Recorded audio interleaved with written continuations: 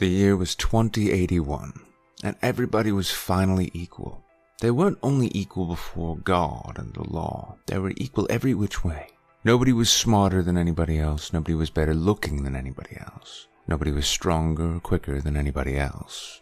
All this equality was due to the 211th, 212th, and 213th Amendments to the Constitution, and to the unceasing vigilance of the agents of the United States Handicapper General.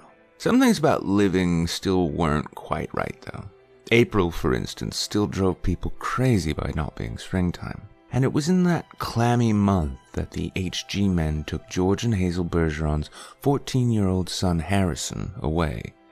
It was tragic, all right, but George and Hazel couldn't think about it very hard. Hazel had a perfectly average intelligence, which means she couldn't think about anything except in short bursts. And George, while his intelligence was way above normal, he had a little mental handicap radio in his ear. He was required by law to wear it at all times. It was tuned to a government transmitter. Every 20 seconds or so, the transmitter would send out some sharp noise to keep people like George from taking unfair advantage of their brains. George and Hazel were watching television. There were tears on Hazel's cheeks, but she'd forgotten for the moment what they were about. On the television screen were ballerinas. A buzzer sounded in George's head. His thoughts fled in panic like bandits from a burglar alarm. "That was a real pretty dance, that dance they just did," said Hazel. "Huh?" said George. "That dance. It was nice," said Hazel. "Yep," said George. He tried to think a little about the ballerinas. They weren't really very good, no better than anybody else would have been anyway. They were burdened with sash weights and bags of bird shot, and their faces were masked so that no one, seeing a free and graceful gesture or a pretty face, would feel like something the cat drug in. George was toying with the vague notion that maybe dancers shouldn't be handicapped, but he didn't get very far with it before another noise in his ear radio scattered his thoughts. George winced. So did 2 out of the 8 ballerinas. Hazel saw him wince. Having no mental handicap herself, she had to ask George what the latest sound had been. "Sounded like somebody hitting a milk bottle with a ball-peen hammer," said George. "I think it would be real interesting hearing all the different sounds," said Hazel, a little envious. "All the things they think up." Said George. "Only, if I was Handicapper General, you know what I would do?" said Hazel. Hazel, as a matter of fact, bore a strong resemblance to the Handicapper General, a woman named Diana Moon Glampers. "If I was Diana Moon Glampers," said Hazel, "I'd have chimes on Sunday. Just chimes. Kind of in honor of religion." "I could think if it was just chimes," said George. "Well, maybe make 'em real loud," said Hazel. "I think I'd make a good Handicapper General." "Good as anybody else," said George. "Who knows better than I do what normal is?" said Hazel. "Right," said George. He began to think glimmeringly about his abnormal son who was now in jail, about Harrison, but a 21-gun salute in his head stopped that. "Boy," said Hazel, "that was a doozy, wasn't it?" It was such a doozy that George was white and trembling, and tears stood on the rims of his red eyes.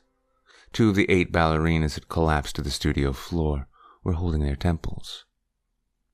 "All of a sudden you look so tired," said Hazel. "Why don't you stretch out on the sofa, so you can rest your handicap bag on the pillows, honey bunch?" She was referring to the 47 pounds of bird shot in a canvas bag, which was padlocked around George's neck. "Go on and rest the bag for a little while," she said. "I don't care if you're not equal to me for a while." George weighed the bag with his hands. "I don't mind it," he said. "I don't notice it anymore. It's just part of me." "You've been so tired lately. Kind of wore out," said Hazel. "If there was just some way we could make a little hole in the bottom of that bag and take out just a few of those lead balls. Just a few." 2 years in prison and $2,000 fine for every ball I take out, said George. I don't call that a bargain. "If you could just take a few out when you came home from work, said Hazel. I mean, you don't compete with anybody around here. You just sit around. If I tried to get away with it, said George, then other people would get away with it, and pretty soon we'd be right back to the Dark Ages again, with everybody competing against everybody else. You wouldn't like that, would you? I'd hate it, said Hazel. There you are, said George. The minute people start cheating on laws, what do you think happens to society? If Hazel hadn't been able to come up with an answer to this question, George couldn't have supplied one. A siren was going off in his head. I reckon it'd fall apart, said Hazel. What would? Said George blankly. Society, said Hazel uncertainly. Wasn't that what you just said? Who knows, said George. The television program was suddenly interrupted for a news bulletin. It wasn't clear at first as to what the bulletin was about, since the announcer, like all announcers, had a serious speech impediment. For about a half a minute, and in a state of high excitement, the announcer tried to say, "Ladies and gentlemen." He finally gave up, handed the bulletin to a ballerina to read. That's all right, Hazel said of the announcer. He tried. That's the big thing. He tried to do the best he could do with what God gave him. He should get a nice raise for trying so hard. "Ladies and gentlemen," said the ballerina, reading the bulletin. She must have been extraordinarily beautiful, because the mask she wore was hideous, and it was easy to see that she was the strongest and most graceful of all the dancers, for her handicap bags were as big as those worn by 200-pound men. And she had to apologize at once for her voice, which was a very unfair voice for a woman to use. Her voice was a warm, luminous, timeless melody. "Excuse me," she said, and she began again, making her voice absolutely uncompetitive. "Harrison Bergeron, age 14, she said in a grackle squawk, has just escaped from jail, where he was held on suspicion of plotting to overthrow the government. He is a genius and an athlete, is under-handicapped, and should be regarded as extremely dangerous." A police photograph of Harrison Bergeron was flashed on the screen upside down, then sideways, upside down again, then right side up. The picture showed the full length of Harrison against a background, calibrated in feet and inches. He was exactly 7 feet tall. The rest of Harrison's appearance was Halloween in hardware. No one had ever borne heavier handicaps. He had outgrown hindrances faster than the HG men could think them up. Instead of a little ear radio for a mental handicap, he wore a tremendous pair of earphones and spectacles with thick, wavy lenses. The spectacles were intended to make him not only half-blind, but to give him whanging headaches besides. Scrap metal was hung all over him. Ordinarily there was a certain symmetry, a military neatness to the handicaps issued to strong people, but Harrison looked like a walking junkyard. In the race of life, Harrison carried 300 pounds. And to offset his good looks, the HG men required that he wear at all times a red rubber ball for a nose, keep his eyebrows shaved off, and cover his even white teeth with black caps at snaggletooth random. "If you see this boy," said the ballerina, "do not, I repeat, do not try to reason with him." There was a shriek of a door being torn from its hinges. Screams and barking cries of consternation came from the television set. The photograph of Harrison Bergeron on the screen jumped up again and again, as though dancing to the tune of an earthquake. George Bergeron correctly identified the earthquake, as well he might have, for many was the time his own home had danced the same crashing tune. "My God," said George. "That must be Harrison!" The realization was blasted from his mind instantly by the sound of an automobile collision in his head.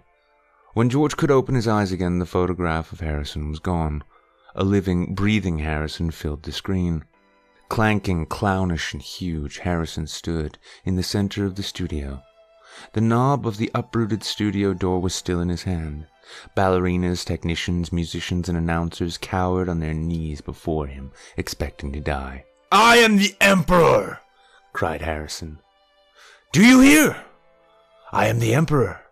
Everybody must do what I say at once. He stamped his foot, and the whole studio shook.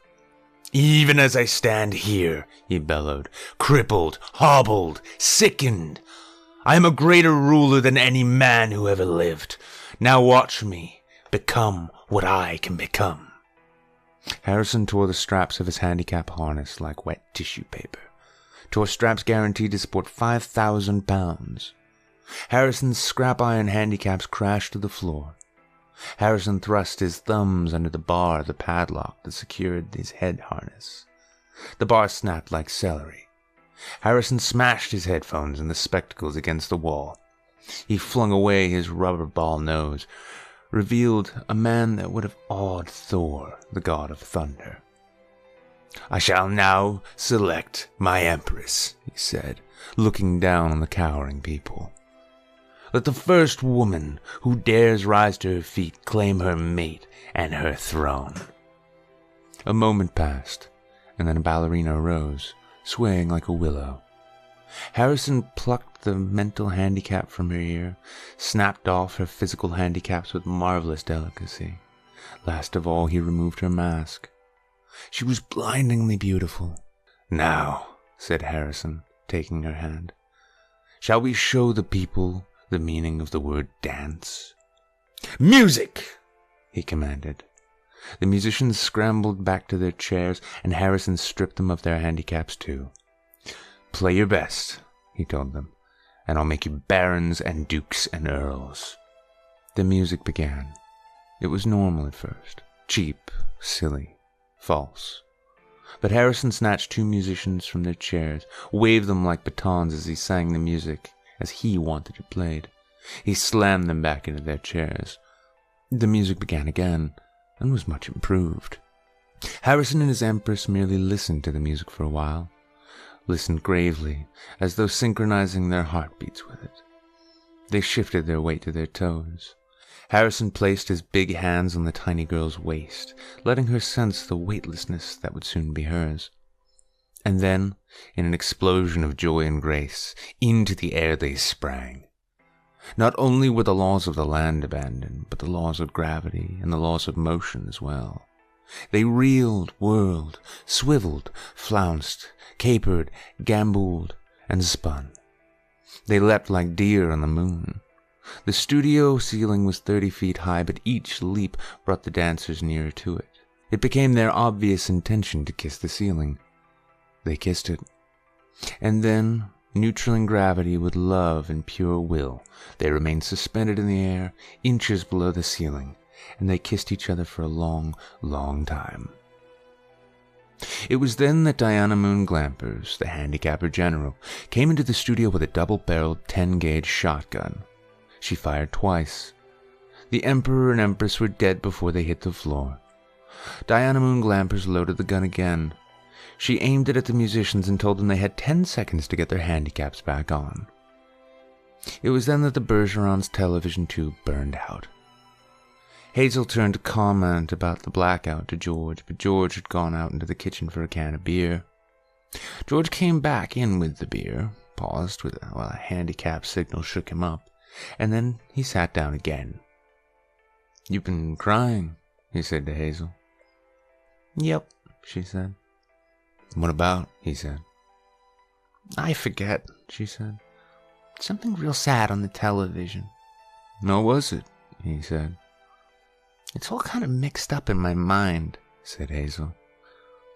"Forget sad things," said George. "I always do," said Hazel. "That's my girl," said George. He winced. There was the sound of a riveting gun in his head. "Gee, I could tell that one was a doozy," said Hazel. "You can say that again," said George. "Gee," said Hazel. "I could tell that one was a doozy.